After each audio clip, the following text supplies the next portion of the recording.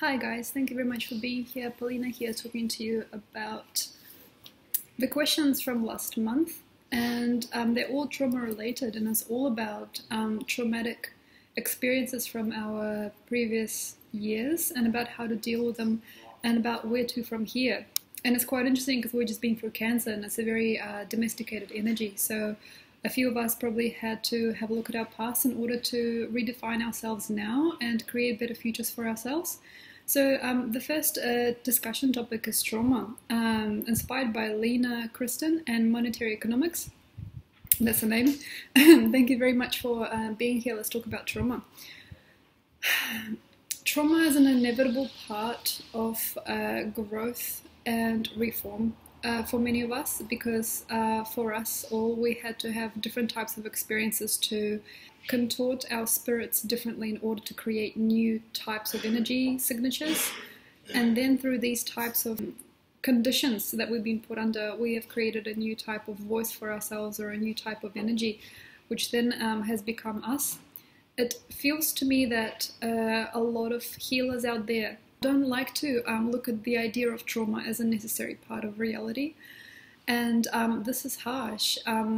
With the idea of trauma being contorted and conformed to a very specific type of protocol by modern psychology and also modern way of working with trauma, it feels to me that it's really important not to define it first, not to define trauma as trauma, because we really jump into it, we really jump on the bandwagon of trauma without really understanding that for some people, because of how the time has been turning in the last while, trauma and psychosis due to trauma has become a temporary experience, and it doesn't have to keep on pursuing us for so long, but we don't feel it's possible. And that's a really harsh thing, is a lot of us have defined ourselves through our traumas, and by defining ourselves we don't actually give ourselves enough perseverance and courage with our lives. And a lot of people really do like to wear it as a badge or a certain type of conformity, which then becomes a certain type of identity. Another thing with trauma is that most of us have it, and even if we've lived really cushy lives, if we haven't experienced a lot of hardship in the past, even the smallest components of life can become traumatic. So it is definitely one of the things that we all have to deal with. And what we can do is understand our reaction to it, and very much philosophy behind it for some people. And for most people, actually it is possible now, and I hope this doesn't sound too futuristic, to burn through it with the light body. There is a lot of ways in which we can burn through trauma and pain and boundaries and barriers within ourselves, for activation of the light body through faith and through ecstatic understanding or belief in oneself. That is not something that a lot of people can do based on their beliefs in trauma as being a given. But for us, those that can do it, I feel it has come to the time that we can actually give way to greater belief in self through radiation of ourselves from within, and thus decomposing, I guess, or deprogramming the trauma that we've had before. How I work with trauma is different because every person comes from a different time, and all people have a different energy signature and way of dealing with these types of experiences. I don't feel that all of us can just get over it or burn through it or believe in ourselves enough not to feel the effects of trauma in the past, but some of us do definitely can, that we definitely can. The people that can't and that have to go through it in a lengthy process, as I've been one of those people as well in the past, there are different ways of dealing with trauma for different people. Some people have to vocalize it. There's a few people that I worked with that could not reach it without breath work or any kind of trance states. There's some people that feel that they have to have a healer or an exorcist to help them with some kind of deformity that occurred through traumatic experience. And there's been a few people that I worked with that just had to work very hard at themselves to understand the peculiarities of the situation and the force of the other people or the other person that was put towards them. There are some people that have to just talk about it. There are some people that have to help rebalance and redefine other people in order to connect to their trauma themselves. But it definitely is not up to a certain type of situation with healing. It has to be different for every person because every person is differently connected and triggered by trauma. So the most I can probably say is that each person has to find it themselves as to how to deal with it. I mean, I can help navigate people as to the different types of things they can do to release a lot of that work, a lot of that karma. But I feel the best part of it is not to listen to anybody, and it has to be your own experience. It has to be your own alchemy of how you do it. But it is feeling like I can help. A lot of what I do is with traumatized people, and there are different types of things that I can offer you. I mean, there's one way of going through the past lives in the psyche, the previous karma cycle, which is the 12th house in astrology, and also there's other elements in the chart that can show where the other aspects of the person is missing and why they've experienced certain situations in their lives. And there's ways of unwinding it through like simple prognosis and simple understanding of the different elements in the chart. There's also understanding of the parents, helping people understand their parents and where they came from and why situations and stories have developed the way they have if the family's got a lot of karma. There's also ways of talking through all sorts of relationships, all sorts of dependencies, and all sorts of power struggles and power plays with people. That's very much possible with a birth chart. The way that I do it is usually through different components, and quite often a person will have different parts of themselves scattered throughout the chart, and different ways of dealing with trauma. Because it definitely depends on the person's inner world and their own inner sincerity, because some people have to work a lot and some people can't anymore, so the work that they're doing is no longer paying off, and I'm becoming one of these people for whom working through my traumas doesn't actually give me a lot anymore. It actually burns me out instead of burns me free. So the way that I've been doing it is through affirmations lately and through just radiation of faith. The next question is Rewiring the Inner Process by Nicole Byron. The inner process that is created through understanding and belief of traumatic experiences being over you is not easy. Rewiring the inner process is not easy unless you are in a space where you believe that it is able to be rewired and rewritten. A new theory that I have is that we can all believe. It is just depending on how you are free. Are you free enough to believe? And that's the question that is of faith and perhaps of God. Are you free enough to believe yourself free?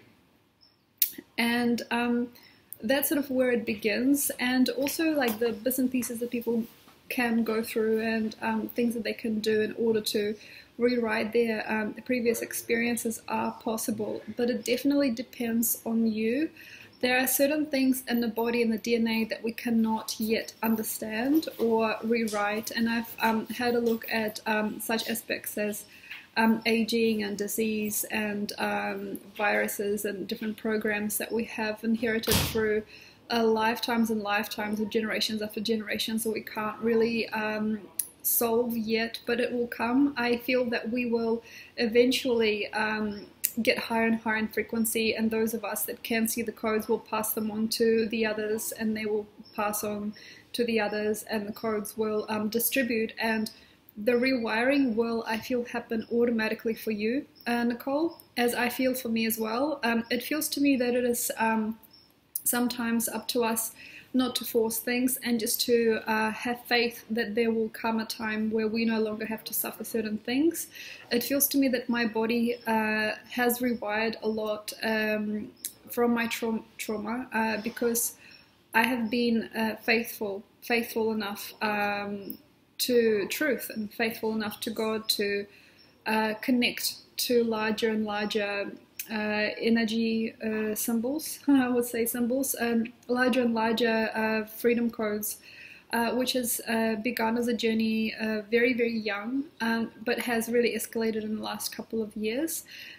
It feels that it is definitely up to faith, and the rewiring of your inner process does happen through faith alone for some, but for other people it does take time to reconsider and reconnect. I personally don't like to call myself a trauma detector or trauma supervisor, or a trauma healer, because I don't really feel that trauma is where I am most nurtured. I used to be, but at the same time I was not. So it feels to me that in terms of cycles of trauma and working specifically with traumatized people, I don't feed from that loop anymore. So I'm trying to work beside the loop, and I'm going through the higher energy. And I've actually noticed that when I look at somebody's chart and I see their purpose, and I see what they could accomplish in a lifetime and how great they really are,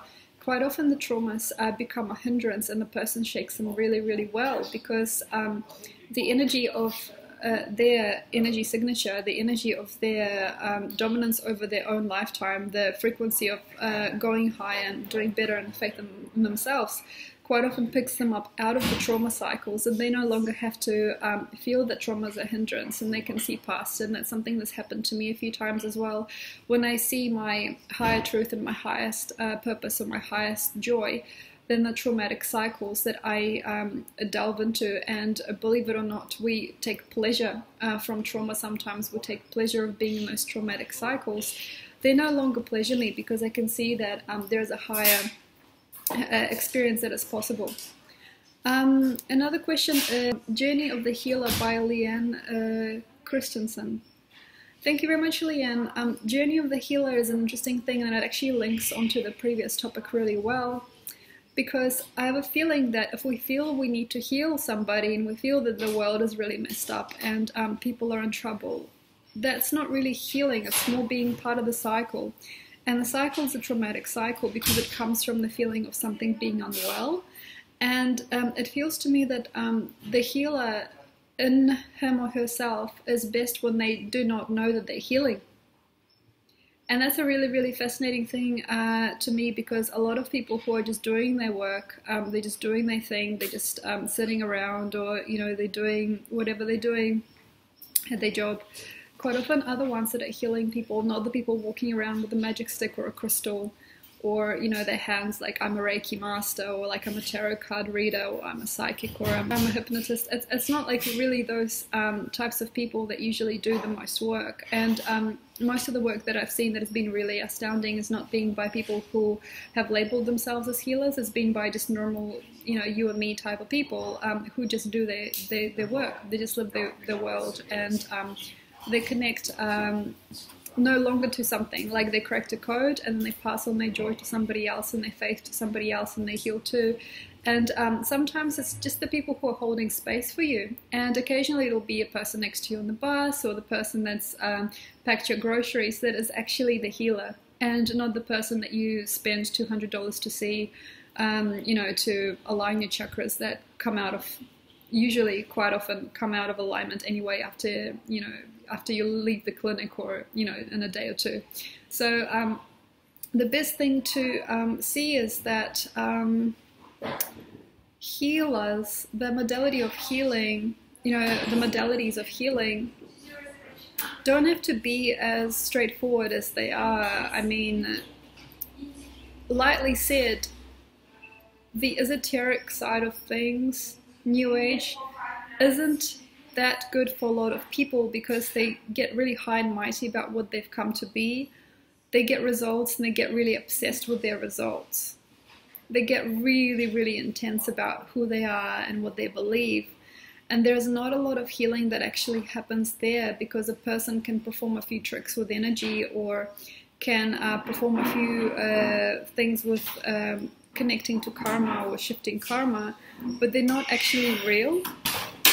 They're not real enough for themselves, and they're not really real enough for you either, if you're somebody who's seeing that kind of practitioner.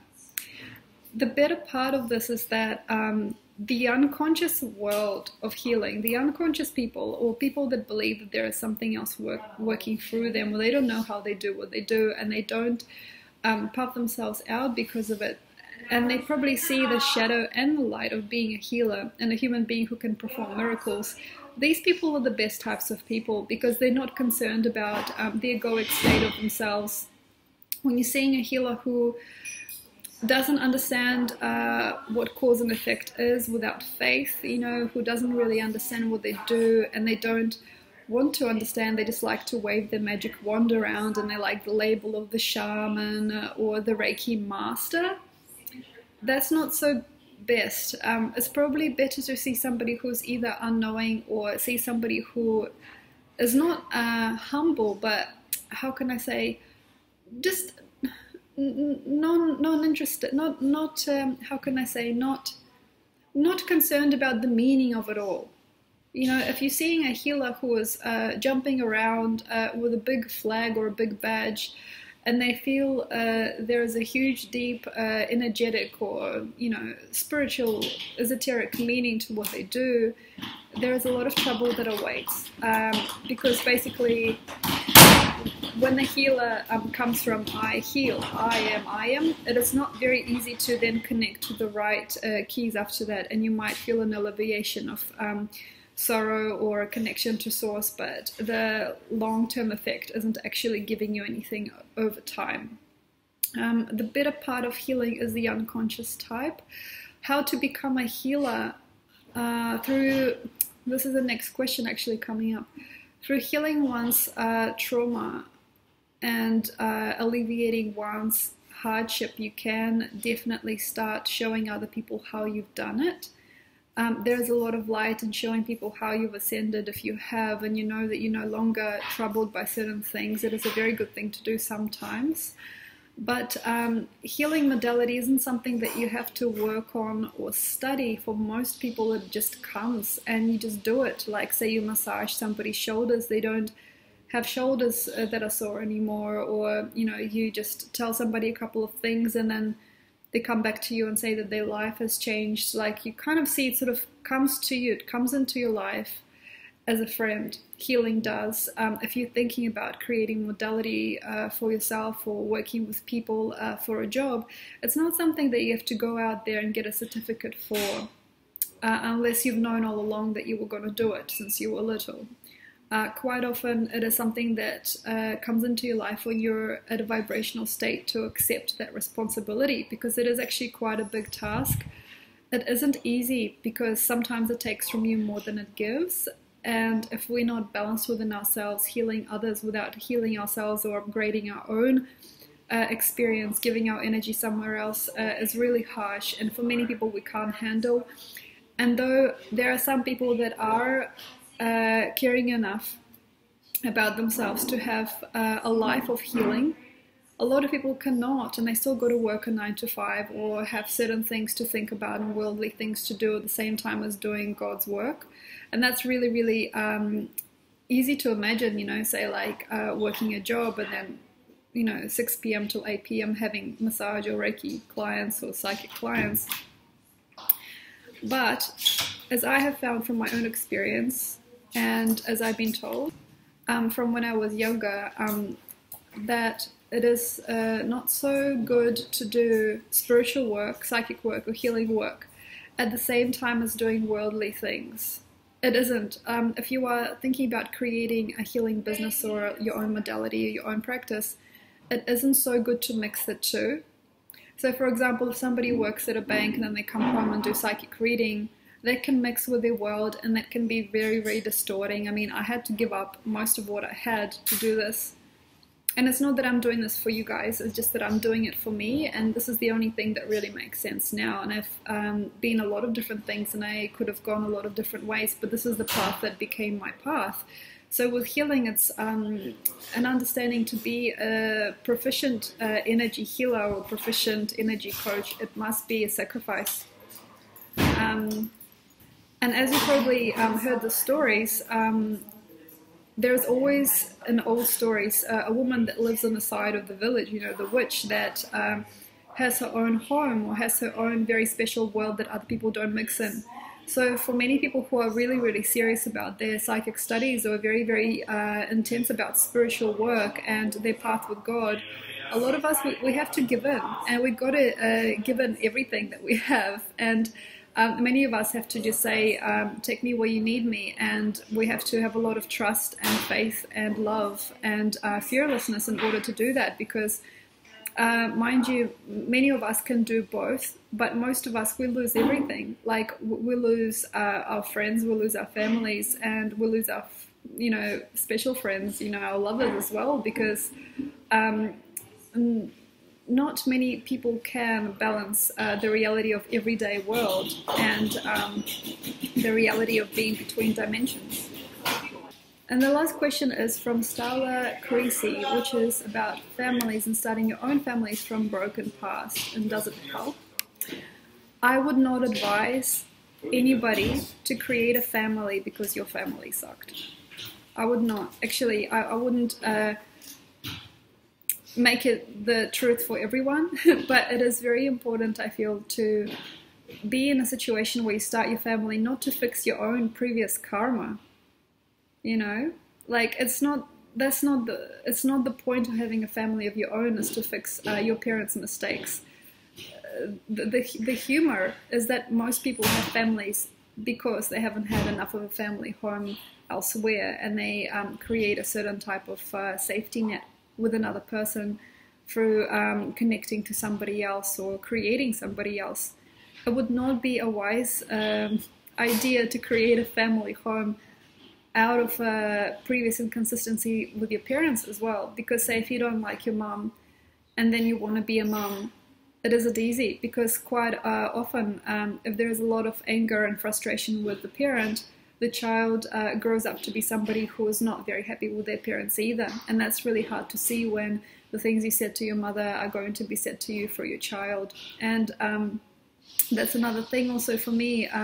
I've noticed, because I've come from an incredibly destructive home, incredibly destructive family, it is very, very wise, I feel, for myself to not think or not nurture myself with the idea of a home or a family myself until I could no longer feel a thing about my previous experiences. And that's why, one of the reasons why I've come to Spirit is because I don't see any other way towards myself. I don't see it through people that are close. I don't see it through family connections. Or a creation of another me through a child. I see it through my personal entwining with myself and with my faith in God and my faith in the world and other people. But for you, of course, if you had like a broken experience at home growing up, and then you decided to have your own experience with your own family, that's fine. It is basically up to you to also understand that when you've come from a really, really broken past, it is very likely that similar themes there in your psyche will continue on into your family life as well when you create your own place and your own story with your own kids. The better part of that, I feel, though, is to connect with somebody who can maybe help you understand how to compromise or how to live through certain traumas and how to create a more peaceful environment. It is definitely up to you, I feel, to decide if you want to connect all the dots yourself first, or if you want to learn hard truths through having your own family that you can't opt out of. It might be a very, very interesting idea to have a look at how another person can help you heal first.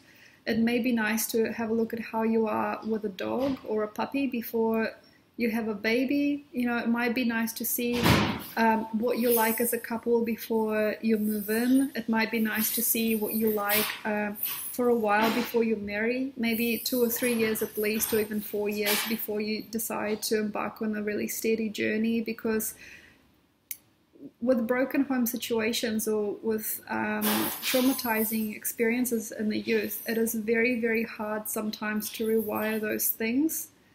And it's not my business at all as to how people do it, because it's definitely your life and your creative cycles.